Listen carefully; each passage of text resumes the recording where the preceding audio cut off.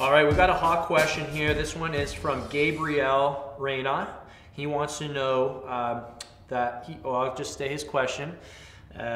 George Farah, he's, for those who don't know, a bodybuilding guru, trains a lot of pros, wants that you shouldn't take carbs in your post-workout shake because after the workout there's a great liberation of growth hormone for about 25 minutes, and the insulin spike caused by the simple carbs would hurt your gains instead of helping it. There's a lot of debate on the scientific side of the things. Could you clear up the subject? Thanks, man. Okay, so this is a great question. It brings up a lot of interesting points. From what I understand from the research that I've read, growth hormone response to exercise is obviously a good thing. Nobody's debating that. But what is I don't mean to be the bearer of bad news, it's just not that spectacular. It's really not that exciting. And it's not going to make or break your fat loss results. Essentially, that's what you need to know. So I'm going to share some data with you. This is right off of some research that I can post links to if you'd like. But with growth hormone, while growth hormone increases from training, it's very big in untrained subjects. So I'm assuming most of the people that George Farah is training are not untrained subjects, and I'm assuming the majority of people watching my YouTube channel are not untrained subjects. So basically for untrained subjects, growth hormone increases tenfold after exercise. For untrained subjects, it increases about 4 or 5-fold.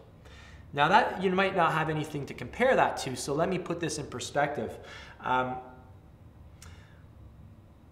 Growth hormone is the highest within the first 2-3 hours when you sleep, and there's usually a 20-fold increase.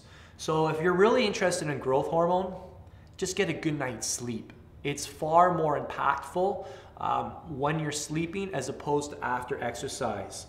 And on top of that, again, I'm bringing a lot of bad news to you guys who may have been excited about this, but it's very, very brief. What the research shows is that it peaks immediately after exercises, and it does double about 15 minutes after, but then it's back down to normal levels about 60 minutes later. So he's partially right. He is right. It does go up, but again, for the people who are probably watching this show, for the majority of people here, it's not going to have much application to. And that's the problem with research. People kind of cherry pick what they want to hear, but they don't look at the whole thing in context. So they don't ask themselves, well, is this for trained people? Or does this even apply to me? Was this done on morbidly obese people? You know, I'm 5% body fat. Will this apply to me? So you have to look at things with what I call a satellite lens.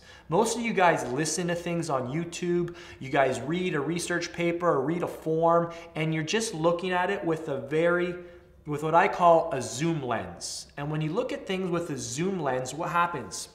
If I have a satellite lens, you know, let's say I got my gym here right now, right? I'm looking at this corner of the gym. If I've got a satellite lens, I can say, well, this is a pretty well-equipped gym because I can see 1, 2, 3, 4, 5 pieces of equipment. But if I put my zoom lens on and go like this, now all I can see is my seated calf machine right here, and I'm gonna say, well, this gym sucks. To see the problem, and this is why there's so much debate and controversy on the internet, because people don't take the time to look at things in context. They get confused. So you have to, whenever you're reading stuff, I've said before that the internet's probably the greatest thing that's ever happened to us, but it's also the worst thing that's ever happened to us because there's just so much bad information. Back to the growth hormone issue, because that was the question here at hand. That's the data that I've looked at in terms of the question, but here's what you really have to know. You're not missing out on any form of fat loss if you're taking your post-workout carbs after your workout, okay? So you can throw that myth out the window, and now you know that the growth hormone response after exercise is very small, it's very brief, and it only really happens to untrained subjects. So, and now here's the kicker. Here's what you really got to know. Carbs actually don't decrease the normal growth hormone response after exercise. They actually have been shown to increase post-workout growth hormone levels compared to fasting after the workout. Again, I'll post some research studies below if you'd like to check that out. And And there you go. So I mean, it's not even true in the first place. So you know, the big thing with post-workout training is that cortisol levels are higher, immune levels are lower, and the best ways to revert those are with insulin. Insulin and cortisol can't be in the presence of each other, so when we take high carbohydrate foods, we're able to blunt cortisol levels, which we want to do after a workout. Cortisol is actually a good thing during your workout. You need cortisol. That's another subject for another day. You can't train hard without cortisol. So cortisol can be your best friend or your worst enemy. A lot of people think cortisol is just bad. Back on topic. But you need post-workout carbs to blunt that cortisol. And to be honest, it might not actually be a bad idea to wait 15 minutes to have your post-workout carbs, because there's been some new research that was brought to my attention actually just last November, and it's shown that cortisol is actually necessary to increase hypertrophy. It's actually been shown to be a requirement to increase muscle protein synthesis, and this is some really new info that's just been brought to my attention just a few months ago.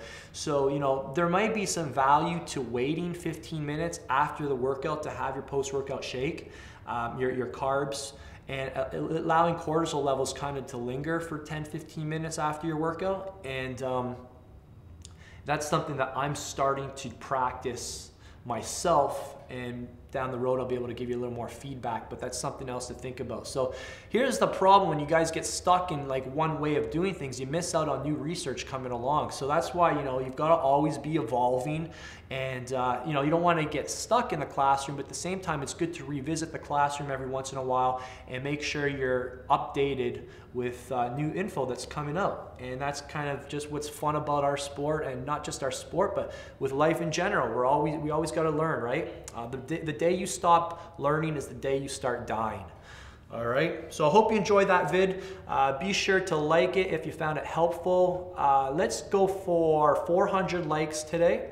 400 likes and I'll upload the next video. And to be notified when that next video goes up, you have to be subscribed to the channel, or you may miss it. It'll get sent to your personal YouTube account feed, whatever it's called, where it'll say, hey, Vinny just uploaded a new video.